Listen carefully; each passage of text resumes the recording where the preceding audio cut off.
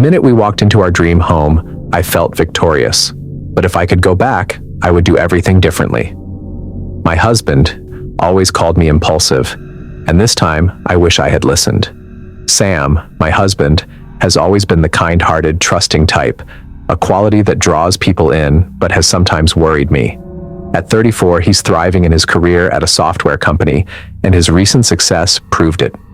Closing a massive deal brought in more money than we'd ever imagined, sparking my excitement about upgrading our small home. Sam, however, preferred to wait, ever the cautious planner.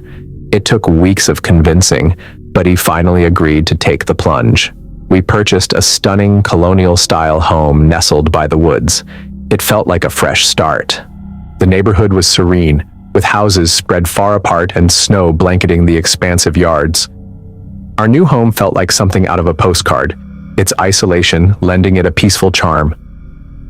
On our first night, Sam and I sat by the fireplace, sipping wine and talking about all the ways we'd make this house our forever home. It felt like the perfect start to this new chapter. By the second day, we were starting to settle into the routine of unpacking. We unpacked into the night, and I went to bed.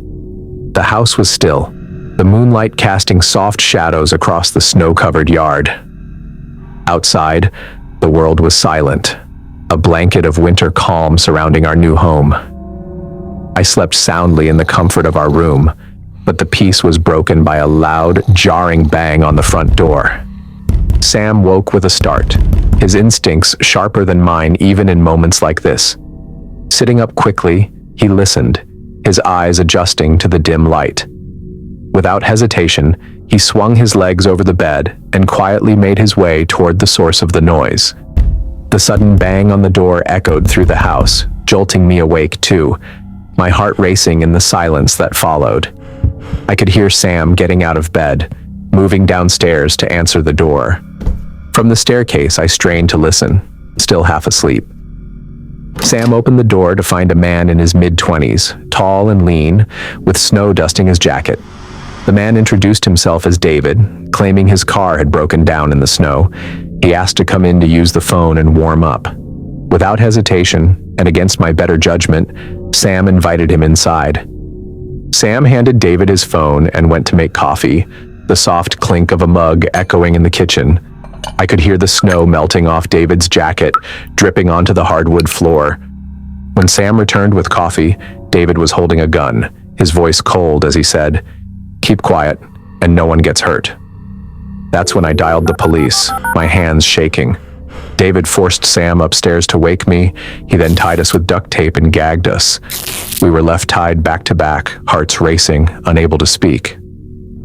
David opened the door and let in a second man, stockier with a dark beard and gloves. I could hear the heavy thud of boots on the stairs, followed by muffled voices upstairs. My heart raced as I strained to listen, trapped and unable to move. 12 long minutes passed before the men returned, carrying a small metal case between them. They descended the stairs, and I realized with a cold shock that the case contained bars of gold that did not belong to us. The weight of their illicit prize became clearer. The men left quickly, slamming the door behind them. Sam and I struggled to free ourselves from the duct tape, panic still flooding our bodies. Once we were free, I immediately called the police. Again. Officers arrived and searched the house, but the robbers had already vanished. Weeks later, the investigation uncovered disturbing details. The previous homeowner, an elderly millionaire, had died under mysterious circumstances. The stolen gold had been hidden in the house for years. The police identified David as the former gardener, but they haven't been able to locate him. I fought so hard for this house, thinking it would be a fresh start. Instead, it brought us fear, loss, and endless questions. I don't know if they'll ever catch him, but one thing's for sure. Some dreams are better left unrealized. The house that was meant to be our sanctuary now feels like a prison. I've been living with my grandparents for 8 years now. Things haven't exactly gone the way I planned. I can't seem to keep a regular job, but I make enough working as a transcriptionist. The pay's not great, about $1,500 a month, but it's enough to get by. I spend most of my days in a small, dimly lit room with the soft hum of my computer and the rhythmic clicking of keys. Outside, the street is always quiet, and the silence inside the house only adds to the stillness. There's nothing to really distract me, until recently. The new neighbors, Emma and Mark, moved in one afternoon. I could hear the footsteps on the gravel driveway and the sounds of boxes being shifted around. Their car pulled up, and I watched from my window as they unloaded everything with energy, laughing together, completely in sync. They seemed like the perfect couple, always smiling, always close. I was curious, so I went over to greet them. We exchanged pleasantries, talked about the neighborhood. Nothing unusual, but as I stood there, I couldn't shake the feeling that there was something more behind their perfect smiles. Maybe I was just overthinking it. The day after meeting Emma and Mark, my grandma Marge made lasagna, and we decided to bring it over to welcome them properly. As we walked up to the door, muffled shouting and the sound of glass breaking drifted through the walls. I paused, trying to make sense of it. Marge didn't seem to notice, but my stomach tightened. Emma opened the door with a smile, though it didn't quite match her eyes. She quickly waved it off, claiming it was just the TV. She invited us inside, but the atmosphere felt heavy, so we didn't stay long. Something wasn't right. As days passed, I started hearing strange noises from next door at night. Wailing, loud crashes, like furniture being overturned, and muffled sounds that almost seemed like a struggle. It kept me up, the rhythmic tapping of my keyboard mixing with the noises, making it harder to focus. I couldn't shake the feeling something was wrong, so I asked Emma the next time I saw her.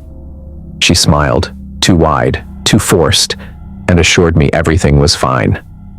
I didn't press further, didn't want to get involved, but my suspicion only grew. 4 months later, I was working late when the usual noises from next door escalated, shouting, crashing, then suddenly, a loud gunshot. My heart raced as I grabbed my phone, dialing the police, my hands shaking. I told them I believed Emma had been shot by Mark. Sirens wailed in the distance, and I waited, anxiety creeping in. When the officers arrived, Emma answered the door, calm and completely unharmed. She said Mark had been out of town for weeks. The police left, but I couldn't shake the feeling something was very wrong. Weeks passed, and Mark never came back. I kept watching the house, expecting something to happen, but nothing did, until one day I came home to an empty house next door. Emma and Mark were gone. The windows were bare, and the silence was unsettling. I walked past, the quiet pressing in on me, my footsteps echoing on the pavement. I never learned what happened to them. To this day, I still don't know the truth. Is Mark alive? Is Emma the abuser? Was that gunshot real, or is it just my mind playing tricks? I think about it all the time, but I still don't have answers. Some things, I guess, are better left unsolved. But no matter how much time passes, some questions will always haunt me. I've spent years in sales, endless meetings, cold calls, negotiating deals, and I thought I knew pressure. But nothing compared to the battle I fought in court to win custody of my daughter, Emma. After months of uncertainty, it was finally over. She was coming home with me, for good. We needed a fresh start, a new chapter. That's how we ended up here, in a quiet neighborhood, with a house big enough for both of us to grow into. Next door, Mike lived with his 10-year-old son, Jacob. Mike and I had a lot in common, both single dads trying to make the best of things. Jacob, though, was a different story. He was always quiet, withdrawn, never playing with the other kids. I couldn't shake the feeling that there was something not quite right about him. I made a mental note to tell Emma to keep her distance. It wasn't anything I could put into words, just a gut feeling that I couldn't ignore. Still, Mike and I hit it off. We shared dinners every few weeks, sat on the porch at night talking about everything and nothing. At least, that's what I thought. Over the next few months, little things started to go missing. It started with a wrench in the garage, my favorite one, and I chalked it up to maybe just misplacing it. But then Emma's snacks disappeared too. Not just one or two, but entire boxes of them. I told myself it was nothing, but the pattern kept growing. I couldn't help but think Jacob was sneaking in while we weren't home. I decided to set a trap. I installed a small, hidden camera in the living room, hoping to catch whoever was sneaking in. I made sure to mention to Mike one evening, loud enough for Jacob to hear, that I just ordered new furniture. I wanted to see if that would make Jacob nervous. I hoped I was wrong, but something told me I wasn't. I couldn't wait any longer. I sat down in front of the screen and pulled up the footage. My heart pounded as I rewound it, watching for any sign of Jacob. But when the camera clicked on, I froze. It wasn't Jacob. It was Mike, my neighbor, my friend, sneaking into my kitchen. He rifled through the cupboards, stealing food, my tools, anything he could grab. My mind raced, trying to comprehend what I was seeing. This wasn't just a kid sneaking around. This was betrayal. My stomach churned, and for the first time, I felt truly unsafe in my own home. I marched over to Mike's house, my hands trembling with a mix of anger and disbelief. I couldn't shake the image of him sneaking through my kitchen. As I knocked on his door, the sound echoed through the quiet street, each second stretching longer than the last. When Mike answered, his face dropped the moment he saw me. "Mike, we need to talk," I said, stepping past him before he could say anything. Inside, the tension hit me like a wall. "What the hell is going on?" I demanded. Mike stammered, his eyes darting around as he tried to explain, but I wasn't listening anymore. The moment I stepped inside, Mike's face twisted with a mixture of guilt and frustration. "You don't understand," he muttered, but I was past listening. "You've been stealing from me, Mike! How could you do this?" I shouted, my voice raw. He tried to push past me, but I shoved him back, sending him stumbling. "You're not getting away with this," I snarled. We were at each other then, grappling, pushing, shouting. I forced him to the floor, my heart racing as I grabbed my phone. "I'm calling the cops." I called the cops, and they took him away. Mike stood there, fists clenched, eyes blazing with fury. "You think this is over? You don't know who you're dealing with, John," he spat. "When I get out, I'll make you regret this. You'll see.